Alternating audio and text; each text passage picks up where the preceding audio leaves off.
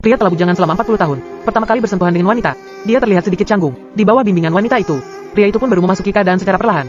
Karena terlalu gugup, dia tidak melakukannya sesuai yang diperkirakan. Wanita itu menghiburnya. Semua pria pasti begitu di saat pertama kalinya. Coba lagi saja, tapi saat ini, di lantai bawah terdengar suara pria lain mengetuk toples. Karena itu berarti waktunya dia dan wanita ini telah berakhir. Wanita ini harus melayani pria berikutnya. Melihat ini, Anda mungkin bingung. Sebenarnya wanita ini apa? Faktanya, wanita ini adalah orang yang sengsara. Semuanya harus diceritakan dari desa pegunungan yang miskin. Gunung-gunungnya tinggi dan jalannya jauh. Satu kata, miskin. Jadi laki-laki di desa tidak bisa mendapatkan istri. Untuk bisa meneruskan keturunan, para pria di sini akan menggunakan uang hasil bekerja keras selama setengah seumur hidup untuk pergi keluar gunung dan menyewa perempuan untuk meneruskan keturunannya. Kemudian baru mengantarnya pergi lagi. Wanita seperti ini disebut dengan wanita sewaan. Wanita ini bernama Nana karena harus mendapatkan uang dengan cepat untuk menyembuhkan suaminya dan memberi makan anaknya. Dia terpaksa menjadi wanita sewaan. Hanya saja yang membuatnya tidak menyangka adalah beberapa orang memberitahunya yang harus dia layani adalah kakak beradik dari satu keluarga. Pada saat ini, Nana menyesal dan tidak ingin melanjutkan transaksi. Tapi beberapa orang mengatakan padanya, setengah dari hasil kesepakatan ini sudah diberikan pada suami dan anaknya. Ini hanya tinggal pelunasan. Sampai sekarang, dia hanya bisa menerima takdirnya. Dia akan melayani kedua kakak beradik itu ke depannya. Saat dia merasa kewalahan memikirkan hari-hari yang panjang ini, tiba-tiba ada suara tembakan. Dia sangat ketakutan sehingga dia menjatuhkan sapu tangannya ke sungai. Seorang pria dengan lembut mengangkatnya. Keduanya saling memandang, tidak mengatakan apa-apa. Dengan cepat, Nana dikirim ke rumah yang ditentukan. Kedua bersaudara itu juga mengungkapkan kegembiraan mereka atas kedatangan Nana. Berharap yang maju duluan adalah dirinya sendiri. Untuk bersikap adil, Johnny, sang kakak, kepikiran akan sebuah cara, yaitu bolongkan bagian bawah pot tanah. Diisi penuh pasir di dalamnya. Tunggu sampai semua pasir keluar dari toples. Maka itu tandanya giliran orang berikutnya. Setelah kedua kakak beradik itu berdiskusi, Johnny naik duluan. Johnny dengan santai membuka penutup kepala Nana. Keduanya terkejut. Bukannya dia adalah orang yang saya temui di pinggir sungai tadi? Sekarang hati mereka terbakar. Sepertinya agak terlambat. Di bawah bimbingan Nana, Johnny tidak menunda tugasnya. Tapi Johnny terlalu gugup untuk pertama kalinya. Tidak melakukannya dengan sempurna. Dari kebenaran ke hati, Nana memeluk Johnny dan bertanya apakah dia bisa berduaan dengannya. Alhasil, terdengar suara ketukan toples dari bawah. Karena sudah membuat perjanjian dengan Juan, sang adik, Jono hanya bisa turun tanpa daya. Pada saat ini, Juan sudah sangat kesepian. Dia berburu-buru untuk bergegas ke atas. Johnny juga secara khusus meminta Juan untuk bersikap lembut padanya. Dia adalah wanita yang menyedihkan. Selanjutnya, apakah Nana bisa wanita ini sedang fokus mencuci baju, malah tidak tahu di belakang ada sepasang mata yang sedang menatap lurus padanya. Bagian terakhir mengatakan bahwa setelah Nana bercinta dengan Johnny, dia yakin bahwa dia hanya ingin bersama Johnny. Pria yang setia dan baik hati ini. Tapi menurut persetujuannya, setelah dia melayani Johnny, dia juga harus melayani Juan. Untuk menghindari Juan, Nana tidak ragu untuk memasukkan jarinya ke dalam mulut kelabang dan membiarkannya mengintipnya. Ketika Johnny mendengarnya, dia segera bergegas ke atas. Dia menggunakan mulutnya untuk menghisap racun di tangan Nana. Juan cemburu saat melihatnya. Dengan beginilah, Nana berhasil menghindari Juan. Kemudian mereka bertiga hidup bersama dengan damai seperti sebelumnya. Nana mengambil air untuk dimasak bagi kedua bersaudara itu setiap hari. Dari waktu ke waktu, dia juga diolok-olok oleh sesama penduduk desa. Lebih mantap Johnny apa Juan? Pergilah dan tanyakan ke ibumu. Ada seorang ibu yang lahir tanpa seorang ibu untuk diajar. Tapi bagaimana mungkin Juan rela Nana hanya melayani Johnny? Dia juga pria yang oke. Tidak mungkin tidak bisa mendapatkan rasa suka dari perempuan. Jadi dia sengaja menciptakan peluang untuk mendekati Nana. Tapi Nana malah merasa tidak suka pada tindakan Juan. Semakin sulit untuk mendapatkan, semakin kamu menginginkannya. Bahkan saat Nana sedang duduk di halaman sambil mencuci baju, Juan ingin memeluknya dari belakang. Dan tatapan Nana pada Johnny semakin membuat Juan tertekan. Dan karena inilah, secara perlahan, persaudaraan antara Juan dan Johnny mulai terbatas. Tapi dia tidak pernah berhenti berusaha untuk mendapatkan hati Nana. Hari itu, dia memanfaatkan kesempatan saat Nana sedang mandi. Dia benar-benar tidak bisa mengendalikan keinginan di dalam hatinya. Dia langsung menerjang ke arah Nana. Untungnya, Johnny kembali tepat waktu, menghentikan perbuatan buruk Juan, dan juga memperingati Juan untuk jangan membuat wanita kesulitan. Menghibur Juan untuk tidak terlalu terburu-buru. Pelan-pelan saja, tapi dapat dilihat dari pandangan Nana pada Johnny yang menantikan.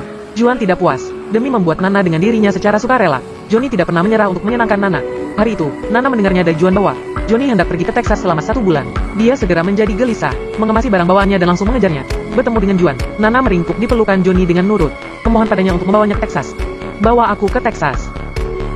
Ketika kembali, aku akan telah memiliki benihmu di perutku. Dan berdiskusi dengan Johnny, uang yang dihasilkan selama ke Texas kali ini, gunakanlah untuk mencari wanita baru untuk Juan. Maka Juan pun tidak akan memiliki pemikiran apapun lagi.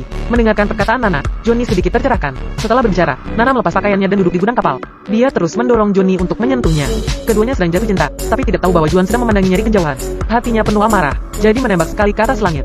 Suara tembakan membuyarkan lamunan mereka. Juan yang putus asa mengajak Johnny ke hutan pada malamnya, mengatakan bahwa dia melihat wanita itu terus berputar di hadapannya.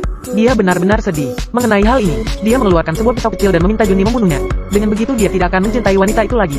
Tapi mana mungkin Johnny akan melakukan hal ini pada adiknya sendiri. Johnny menyingkirkan belatinya, memberitahu bahwa Jono akan pergi ke Texas besok, menyuruhnya untuk belajar mencintai wanita dengan baik. Juan sepertinya mengerti maksud Johnny. Setelah kembali ke rumah, Johnny secara khusus mengingatkan Nana. Juan benar-benar menyukainya. Nana merasa sulit. Malamnya, Nana memasak di rumah seperti biasa. Menunggu kepulangan Juan, Juan meminta Nana untuk menemaninya minum. Nana mengerti niat Johnny. Jadi, wanita ini menanggalkan pakaiannya. Tangannya membelai pria itu secara perlahan. Setelah beberapa saat, pria itu akhirnya tidak tahan lagi. Di bagian terakhir, Juan memanfaatkan kesempatan saat Johnny pergi ke Texas, ingin membuat Nana mabuk dan melakukan hal itu. Tanpa diduga, Nana yang jenius malah membuat Juan yang mabuk. Dan di lain sisi, Johnny yang berlaut ke Texas, terkena badai di laut, mengetahui bahwa Johnny mengalami kecelakaan. Nana menangis sedih, meskipun tahu bahwa Juan sangat tulus padanya. Tapi hatinya, sudah ditempati oleh Johnny yang baik hati dan jujur. Dia hanya ingin menunggu Johnny kembali. Tapi hari terus berlalu, tidak ada kabar Johnny. Hati Nana berangsur-angsur kehilangan harapan. Dia pergi ke Mak Comblang untuk mengajukan tolak bayar. Sang Mak Comblang mengingatkan Nana berulang kali. Ini bukan permainan anak-anak, tidak boleh bertindak sesuka hati. Ini adalah cara terbaik untuk membiarkannya pulang lebih awal. Nana menyadari beban di dirinya. Sekarang Johnny yang paling dia inginkan sudah tidak ada lagi. Dia hanya bisa mengandung anak Juan. Setelah menyelesaikan tugas, pulang ke rumah untuk menjenguk suami dan anaknya lebih awal. Jadi malam itu, Nana berinisiatif ke kamar untuk mencari Juan.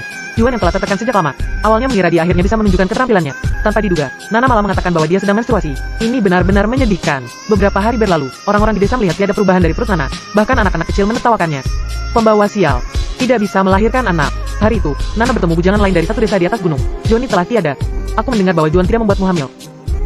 Atau tidak, biarkan aku menyentuhmu. Tentu saja Nana tidak menyetujuinya. Akibatnya, bujangan itu memiliki pikiran yang buruk.